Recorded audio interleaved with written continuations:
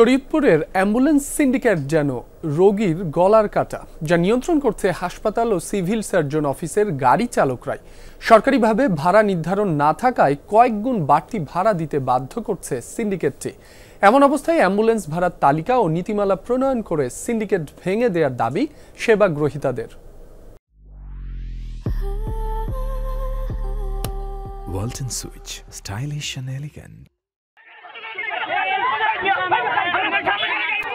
ঘটনা গেল 14 আগস্টের। শরীয়তপুর সদর হাসপাতালের সামনে অ্যাম্বুলেন্স চালকদের সাথে রোগীর স্বজনদের বাকবিতণ্ডা। অভিযোগ, কেন এলাকার বাইরে অ্যাম্বুলেন্স ডাকা হলো। 8 ঘন্টা আটকে রাখা হয় গাড়ি। অক্সিজেন সংকটে নবজাতকের মৃত্যুর অভিযোগ ওঠে সেদিন। 40 মিনিটের মতো ওই জায়গায় হেরা উড়াউড়ি করছি।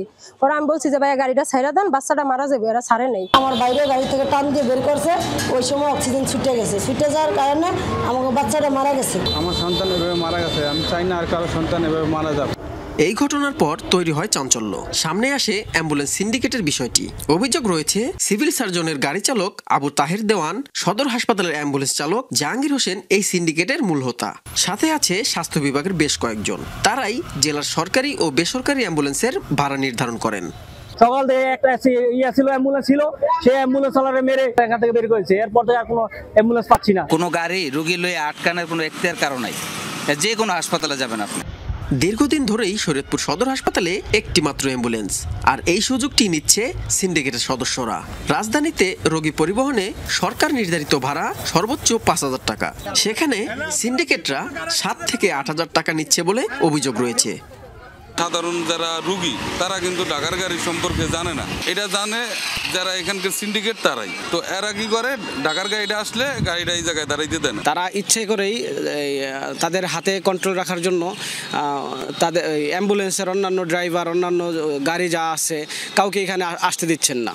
সিভিল সার্জন কার্যালয়ের গাড়ি চালক আবু তাহের গেল বৃহস্পতিবার থেকে লাপাত্তা। আর সদর হাসপাতালের অ্যাম্বুলেন্স চালক জাহাঙ্গীর হোসেনের দাবি সিন্ডিকেটে জড়িত নন তিনি। আরে ভাই, ওদের অ্যাসোসিয়েশন আছে, এর সাথে হলো আবু তাহের হলো জড়িত। আবার আমাকে ফিরেইতে হইতে চাই। আমাদের জরুরি বিভাগে আমাদের স্টিকার লাগানো আছে, এগুলো মাঝে মধ্যে সিরিয়া ফালাই দেয়। আমিও এর সাথে জড়িত না, এটা হলো মূল কথা। নবজাতকের মৃত্যুর ঘটনায় আবু তাহের, সবুজ ও জাহাঙ্গীরের বিরুদ্ধে তদন্ত চলছে। তারপরেই নেওয়া হবে ব্যবস্থা। আমরা বিষয়টি সুষ্ঠু তদন্তের জন্য একটি 3 সদস্য বিশিষ্ট কমিটি গঠন করেছি। সেই কমিটির রিপোর্টের প্রেক্ষিতে তার বিরুদ্ধে বিভাগীয় ব্যবস্থা নেওয়া হবে। পালং থানায় একটি মামলা রুজু হয়েছে এবং আমরা একজন এজানামী আসামি, যার নাম সবুজ রহিম দেওয়ান, ওনাকে আটক করতে সক্ষম হয়েছি এবং বাকি সিন্ডিকেটের সদস্যদেরকেও আমরা আইনের আওতায় নিয়ে আসার জন্য কাজ করে যাচ্ছি। নবজাতকের মৃত্যুর ঘটনায় দায়েরকৃত মামলায় গ্রেফতার করা হয় আবু তাহেরের ছেলে সবুজ দেওয়ানকে। SM Shakil, Jamuna news, Shariatpur.